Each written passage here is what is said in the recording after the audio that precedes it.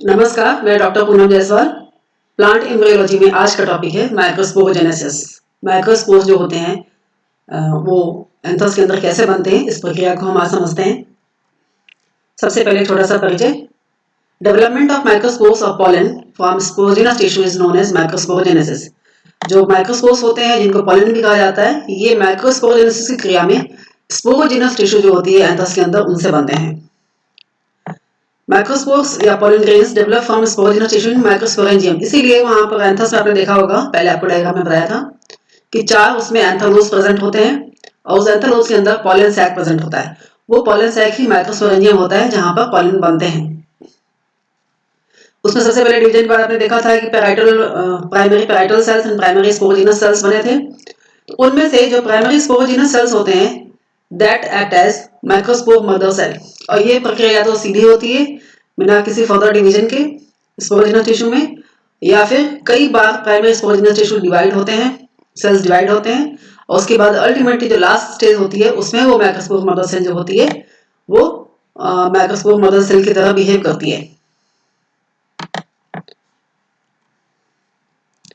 All sporogenous cells are capable of forming microspore. Sporogenous tissue के cells होते हैं वो सभी इतनी क्षमता रखते हैं कि वो आगे जाकर माइक्रोस्पोर्स बना सके।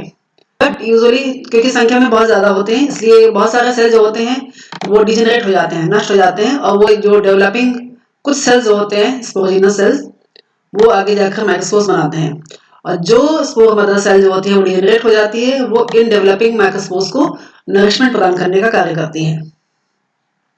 कुछ अलग एग्जांपल्स भी हैं, जैसे कि जेंटिनिएसी फैमिली के जो प्लांट्स होते हैं, इनमें जो टेपिटम होता है, आपको मालूम है टेपिटम का जो मुख्य कार्य है वो न्यूट्रिशन प्रोवाइड करना है डेवलपिंग स्पोरोजिनस सेल्स को। वो उसमें डेवलप नहीं होता जेंटिनिएसी फैमिली में, और यहाँ पर जो न्यूट्रिशन का कार्य करता है ये जो डिजेनरेटिंग स्पोरोजिनस टिश्यू होते हैं यही करते हैं। अब देखते हैं एक्चुअल प्रोसेस जो है माइक्रोस्पोरोजेनेसिस की वो कैसे होती है। पहले जैसे आपको बताया कि एमएमसी माइक्रोस्पोर मदर सेल जो होती है वो प्राइमरी स्पोरोजिनस टिश्यू से डिराइव होती है। ये इसमें मियोसिस की क्रिया होती है, यानी रिडक्शन डिवीजन होता है, जिसकी वजह से 4 हैप्लॉइड न्यूक्लियाई बनते हैं, और यही 4 जो हैप्लॉइड न्यूक्लियाई होते हैं ये आगे जाके 4 पॉलन ग्रेन्स बनाते हैं। These 4 nuclei are arranged tetrahedrally. इनका अरेंजमेंट टेट्राहेड्रल होता है डिवीजन के बाद, और उसके बाद जब 4 न्यूक्लियाई बन जाते हैं हैप्लॉइड, उसके बाद इनकी चारों तरफ एक सेल वॉल बन जाती है। तो ये जो प्रक्रिया है formation of microspores is completed in 2 steps. Reduction division है, आपको मालूम है रिडक्शन डिवीजन या मियोसिस की जो क्रिया है वो 2 स्टेज में होती है, मियोसिस 1 एंड मियोसिस 2। बिल्कुल सेम यही प्रक्रिया माइक्रोस्पोरोजेनेसिस में भी होती है। एमएमसी के में फर्स्ट डिवीजन होता है, यानी कि मियोसिस फर्स्ट होता है, उसकी वजह से 2 हैप्लॉइड सेल्स बनते हैं। सेकंड स्टेप में मियोसिस सेकंड की प्रक्रिया पूरी होती है, और आपको मालूम है कि जो मियोसिस का जो सेकंड स्टेज होता है मियोसिस सेकंड, इसमें सिंपल माइटोटिक डिवीजन जैसी प्रक्रिया होती है, इसमें रिडक्शन नहीं होता, न्यूक्लियर जो मटेरियल है उसका कोई रिडक्शन नहीं होता, ये सिंपल माइटोटिक डिवीजन होती है। इसको आप चित्र में भी देख सकते हैं, दिस इज माइक्रोस्पोरोसाइट यानी कि एमएमसी माइक्रोस्पोर मदर सेल जिसको कहते हैं, आप इसको माइक्रोस्पोरोसाइट भी कह सकते हैं। दिस इज एमएमसी, इसमें कैलोस वॉल प्रेजेंट है एंड डिप्लॉयड न्यूक्लियस, क्योंकि यहां तक की जो स्टेज थी वो सभी डिप्लॉयड थी, रिडक्शन रीजन अभी तक किसी स्टेज में हुआ नहीं था, इसलिए यहां तक ये 2n कंडीशन में इसका न्यूक्लियस प्रेजेंट होता है। मियोसिस 1 के बाद, ये फर्स्ट स्टेज ऑफ मियोसिस, ये जो न्यूक्लियस 2 न्यूक्लियस बन जाते हैं ये दोनों हैप्लॉइड हो जाते हैं, क्योंकि रिडक्शन डिवीजन का एक्चुअल जो न्यूक्लियर डिवीजन होता है जेनेटिक मटेरियल का है, जो हाफ हो जाती है वो मियोसिस 1 के स्टेज में ही होती है। उसके बाद मियोसिस 2 होती है, ये सिंपल माइटोटिक डिवीजन होता है, इसमें जो हैप्लॉइड न्यूक्लियस बने हैं उनमें रिडक्शन नहीं होता, और सिंपल न्यूक्लियस जो स्टेटस है वो वही रह जाता है, एन का एन ही रह जाता है। तो इसलिए यहाँ जो 4 रिजल्टिंग न्यूक्लियाई बने हैं ये सभी हैप्लॉइड होंगे। उसके बाद इसके जो न्यूक्लियाई बने हैं उनके चारों तरफ वॉल बन जाती है, और ये चारों टेट्राहेड्रली अरेंज रहते हैं। आप देख सकते हैं यहाँ पर लिखा है टेट्राड्स, क्योंकि 4 रिजल्टिंग न्यूक्लियाई हैं, ये चारों टेट्राहेड्रली अरेंज होते हैं। Nuclear division in the MMC is followed by the cytokinesis. Cytokinesis का रोल क्या है? That result in ball formation between 4 haploid nuclei जो है बने हैं उनके चारों तरफ बॉल बन जाती है। साइटोप्लाज्म डिवाइड हो जाता है और उसके चारों तरफ बॉल बन जाती है। ये जो आपको बताया अभी तक ये सामान्य प्रक्रिया है, ऐसी होती है, लेकिन कभी कभी बहुत सारे वेरिएशन भी पाए जाते हैं। जैसे कि एग्जाम्पल है मेज में, मक्के में, इसमें a ball is formed across dyads. 2 cell stage जब होती है उसी समय इसमें बॉल फॉर्मेशन कंप्लीट हो जाती है, 2 न्यूक्लिएटेड कंडीशन में ही। उसके अलावा साइपेरेसी फैमिली के पौधे जो हैं उनमें जो माइक्रोस्पोरेसिस होती है, माइक्रोस्पोरोजेनेसिस होती है, वो दूसरे फैमिली से अलग होती है। वो कैसे होती है कि जैसे आपने पढ़ा कि 4 न्यूक्लियाई बनते हैं, वो चारों ही माइक्रोस्पोर की तरह कार्य करते हैं, लेकिन यहाँ ऐसा नहीं होता। Out of 4 haploid nuclei, 4 haploid nuclei तो बने after the meiosis of MMC, but only 1 is functional. सिर्फ एक ही होता है जो कार्यशील होता है, एंड रिमेनिंग 3 डिजेनरेट्स। तो इस तरह से इस स्टेज में साइपेरेसी फैमिली के पौधे में सिर्फ एक ही माइक्रोस्पोर बनता है और बाकी जो 3 होते हैं वो नष्ट हो जाते हैं। यहाँ देख सकते हैं चित्र में, this is dividing microspore nuclei, 4 बने, 4 हैप्लॉइड न्यूक्लियाई बने मियोसिस के बाद, लेकिन उसमें से जो 3 नीचे के दिखाई दे रहे हैं दे डिजेनरेटिंग माइक्रोस्पोर न्यूक्लियाई, और सिर्फ एक ही जो प्रोमिनेंट बड़ा सा दिखाई दे रहा है that is actual microspore nucleus, और यही आगे जाके मेल गैमेट बनाएगा। This is degenerative nucleus and this is vegetative nucleus. इसका कहने का मतलब है यहाँ पर आपको 2 न्यूक्लियस दिखाई दे रहे हैं, वेजिटेटिव एंड जेनरेटिव, यानी कि ये मेल गैमेट यहाँ से ही ये जो न्यूक्लियस है दिस इज माइक्रोस्पोर न्यूक्लियस, यहाँ से ये बिहेव करना शुरू कर देता है गैमेटोफाइट की तरह, और इसमें जो डिवीजन होती है वो नॉर्मल जो माइक्रो गैमेटोजेनेसिस की प्रक्रिया है वो इस एरो के बाद स्टार्ट हो जाती है। जो वॉल फॉर्मेशन की प्रक्रिया है हैप्लॉइड न्यूक्लियाई बनने के बाद 2 तरह की हो सकती है मुख्य रूप से, जैसे कि एग्जांपल बताती हूँ मैं, successive type and simultaneous type. 2 types की वॉल फॉर्मेशन की प्रक्रिया है। सक्सेसिव टाइप कहाँ होती है, कैसे होती है? It is found mostly in monocots में होती है सक्सेसिव टाइप। इसमें क्या होता है, a cell plate is laid down between 2 daughter nuclei after meiosis 1। आप सामान्य प्रक्रिया में आपने देखा था कि वहां पर न्यूक्लियर डिवीजन होता है एंड उसके बाद चारों जब बन जाते हैं तो वॉल फॉर्मेशन स्टार्ट होते हैं, लेकिन सक्सेसिव टाइप में ऐसा नहीं होता मोनोकॉट्स में। पहले एक यहाँ पर आप चित्र से देख सकते हैं, this is microspore mother cell, MMC है। यहाँ पर न्यूक्लियस डिवाइड होकर 2 में बट गया मियोसिस 1 की क्रिया के बाद, आफ्टर मियोसिस 1। इस यहीं से जो सेल प्लेट होती है सेंटर में स्टार्ट हो जाती है, यहाँ से बननी शुरू हो जाती है सेल प्लेट, और जो धीरे धीरे बाहर की तरफ फैलती है, और फैलने के साथ ही यहाँ पर आप देख सकते हैं चित्र डी में ये सेल प्लेट कंप्लीट हो चुकी है, यानी कि जो सेल था वो 2 अलग अलग सेल में डिवाइड हो चुका है, मतलब 2 अलग अलग सेल में डिफरेंशिएट हो चुका है। उसके बाद जब 2 सेल की डिवीजन हो चुकी होती है, 2 सेल अलग अलग दिखाई देने लगते हैं, उसके बाद जो सेकंड न्यूक्लियर डिवीजन है मियोसिस सेकंड, उसके बाद स्टार्ट होती है। This wall gradually x tends towards periphery, बाहर की तरफ फैलती है, एंड बाद में जो सेल होता है देन इक्वल हाफ्स, इक्वल डायड्स में डिवाइड हो चुका होता है। उसके बाद ये इन दोनों सेल में दोबारा डिवीजन होती है, मियोसिस सेकंड की क्रिया अलग अलग सेल में होती है।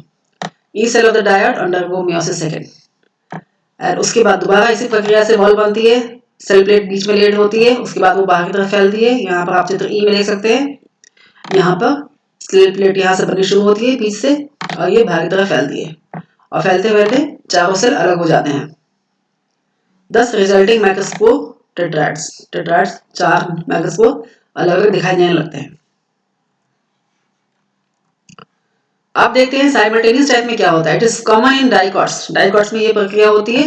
In this type no wall formation after meiosis 1, meiosis 1 होती है उसके बाद वॉल फॉर्मेशन नहीं होती। वो कब होती है, wall formation only occurs after meiosis 2, meiosis 2 के बाद जब 4 हैप्लॉइड न्यूक्लियाई बन चुके होते हैं उसके बाद ही वॉल फॉर्मेशन होती है, और ये वॉल फॉर्मेशन की प्रक्रिया भी अलग है। यहाँ पर जो वॉल फॉर्मेशन होती है वो स्टार्ट फ्रॉम पेरिफेरी, बाहर से अंदर की तरफ होती है, और कैसे होती है, in the form of 4 peripheral constrictions, बाहर की जो वॉल होती है पेरिफेरी पे वहां से कॉन्स्ट्रिक्शन होती है, और वो यहाँ पर आप देख सकते हैं चित्र ई में, पहले चित्र ए यहाँ पर एमएमसी है, चित्र बी यहाँ पर न्यूक्लियर डिवीजन स्टार्ट होती है, फर्स्ट न्यूक्लियर डिवीजन जिसमें कि 2 न्यूक्लियाई बनते हैं, उसके बाद सेकंड न्यूक्लियर डिवीजन, जैसे सेकंड न्यूक्लियर डिवीजन इसमें 4 न्यूक्लियाई बनेंगे। चूंकि जो न्यूक्लियस है और जो सेल होंगे वो आगे टेट्राहेड्रली अरेंज होंगे, इसलिए हमें 3 जो न्यूक्लियाई वो सामने दिखाई देती है, चौथी इसके पीछे दिखाई देगी। तो यहाँ पर अभी तक कोई वॉल फॉर्मेशन नहीं है, चित्र डी तक आप देख सकते हैं। उसके बाद यहाँ पेरीफेरी से एक कॉन्स्ट्रिक्शन के फॉर्म में वॉल इसकी अंदर की तरफ दबती है और ये कॉन्स्ट्रिक्शन धीरे धीरे अंदर की तरफ पुश होती जाती है, अंदर की तरफ फैलती है और ये इस तरह से धीरे धीरे अंदर की तरफ फैलते हुए ये वॉल बाहर से अंदर की तरफ बन जाती है। इसको आप चित्र ई में देख सकते हैं। दीज आर द कॉन्स्ट्रिक्शन, ये पॉइंट वो है जहां से कॉन्स्ट्रिक्शन स्टार्ट हुई थी और वॉल फॉर्मेशन बाहर से अंदर की तरफ बना और जिसकी वजह से resulting in 4 haploid microspores, 4 microspores दिखाई देने लगते हैं। ये एक तरह से फ्लो चार्ट है simultaneous type and successive type का। First cell microspore mother cell, this is successive type जिसमें कि न्यूक्लियर डिवीजन हुई। फर्स्ट न्यूक्लियर डिवीजन के बाद सेल बट गया 2 में क्योंकि सेल वॉल बन चुकी है। उसके बाद इन दोनों सेल में अलग अलग न्यूक्लियर डिवीजन होती है। मियोसिस सेकंड की क्रिया दोनों में जब रिपीट होती है तब जो है 4 हैप्लॉइड न्यूक्लियाई दिखाई देते हैं। जबकि साइमल्टेनियस में न्यूक्लियस डिवीजन इज साइमल्टेनियस, एक बार हो गई nuclear division, first nuclear division then second nuclear division इसमें। उसके बाद constriction from the periphery, this is constriction 1 2 3, चौथी इसके पीछे पड़ेगी और रिजल्टिंग माइक्रोस्पोर जिसमें टेट्राहेड्रली अरेंज्ड है एंड 4 सेल दिखाई देने लगते हैं। उसके बाद देखते हैं जो माइक्रोस्पोर रिजल्टिंग माइक्रोस्पोर होते हैं पॉलन, उनकी संरचना कैसे होती है। Pollen is very minute structure, 0.025 से 0.125 mm इन डायमीटर हो सकती है इसकी। यूनिसेलुलर होता है, यूजुअली राउंड होता है लेकिन कभी कभी ओवल, पिरामिडल एंड पॉलीहेड्रल भी हो सकता है। इसमें 2 कोर्स होते हैं, वॉल लेयर में इसके 2 कोर्स होते हैं। एक जो इनर होती है अंदर की दैट इज डेलिकेट सेलुलोज होती है, सेलुलोज लेयर होती है, इसको एंटाइन कहते हैं। जो आउटर वॉल होती है टफ हार्ड होती है, क्यूटिनाइज्ड होती है, इसको एक्साइन या एक्सेंटाइन कहते हैं। एक्साइन इज ऑफन स्कल्पचर्ड, बहुत सारे डिजाइनिंग होती है इसके ऊपर, स्कल्पचर्ड होती है, उभार होते हैं and is provided with spines warts इसके ऊपर पाए जाते हैं। कभी कभी इट इज स्मूथ, कभी कभी ये स्मूथ भी होती है। ये देख सकते हैं आप यहाँ पर, this is intine inner wall है ये। इसमें एक्साइन के भी अलग अलग 2 वॉल होंगी, एक्सोइंटाइन एंड एंडोइंटाइन।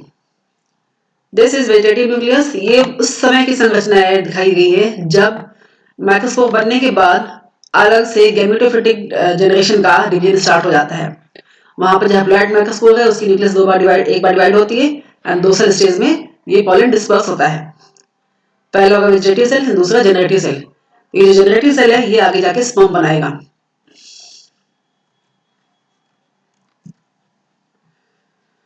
उसके वॉल में कई बार वेरी पतली एक जो वॉल लेयर है काफी पतली होती है और वहां पे सर्कुलर स्पॉट्स पाए जाते हैं और स्लिट पाए जाते हैं और इसको हम जर्म पोर या जर्म स्लिट के नाम से जानते हैं और ये सभी होते हैं एक्साइन में।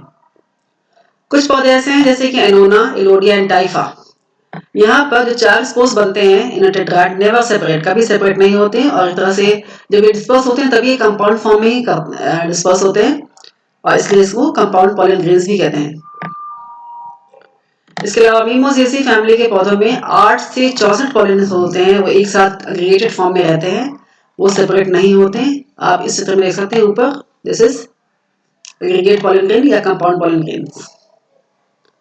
कुछ फैमिलीज ऐसी होती है जैसे कि इरिकेसी एंड इम्पटेसी, यहाँ पर जो पॉलेंस होती है दैट आर परमानेंटली यूनाइटेड, वो कभी अलग नहीं होती। इन टेट्राहेड्रॉन्स, टेट्राहेड्रॉन से कभी अलग नहीं होती। इसका एग्जांपल है Empetrum and Andromeda. This is the diagram of permanent pollen grains, these to.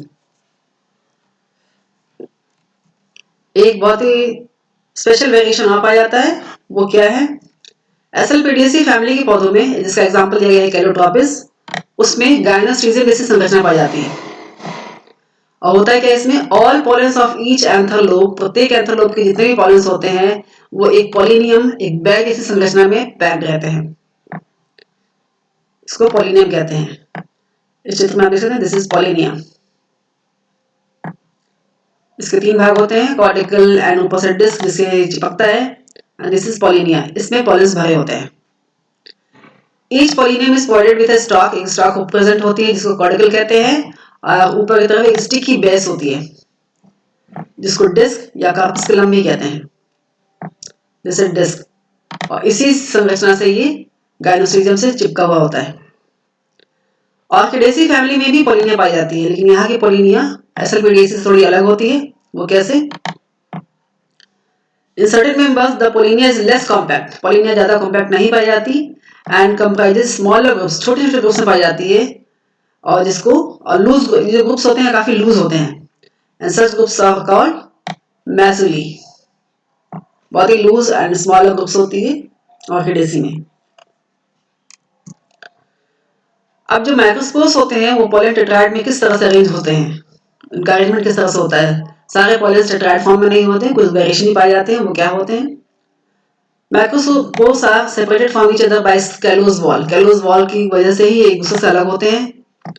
In some orchids मैक्रोस्पोर्स show cytoplasmic connections, जो पोलिनिया बनती है ऑर्किडेसी में वो किस वजह से जुड़े होते हैं? क्योंकि इसमें साइटोप्लाज्मिक कनेक्शंस पाया जाता है, थर्ड लाइन। जनरली 4 मैक्रोस्पोर्स जो होते हैं that usually arrange in tetrahedral टेट्राड्स, ये सबसे सिंपल सबसे यूजुअल जो अरेंजमेंट है वो टेट्राहेड्रल फॉर्म में है। ये आप चित्र में चित्र ए इज टेट्राहेड्रल फॉर्म, जिसमें 3 तो सामने दिखाई देगी, चौथी इसके पीछे दिखाई देगी। दूसरा जो अरेंजमेंट है आइसोबाइलेटरल अरेंजमेंट, जिसमें जो मैक्रोस्पोर्स होते हैं ये एक प्लेन में अरेंज होते हैं। चित्र बी है आइसोबाइलेटरल। उसके बाद है डिकसेट अरेंजमेंट, ये होता है मैग्नोलिया में, एंटीप्लेक्स में एंड कॉकस में। This is decussate, this is decussate, ऊपर की तरफ 2 और उसके राइट एंगल पे नीचे की तरफ 2, इसलिए ये डिकसेट अरेंजमेंट कहते हैं इसको। नेक्स्ट इज टी शेप्ड, ये पाया जाता है एस्ट्रोलोगिया में। दिस इज टी शेप्ड, ऊपर की तरफ 2 और नीचे की तरफ जो 2 है वो साइड बाय साइड ना होकर एक के नीचे एक होते हैं। This is T shaped. Next is linear arrangement, ये पाया जाता है हैलोफिला में। ये साइड वाइज कोई भी नहीं होते, सारे जो मैक्रोस्पोर्स बनते हैं टेट्राइड्स फॉर्म में नहीं होते, ये लीनियर अरेंजमेंट होते हैं, एक के नीचे एक अरेंज्ड होते हैं।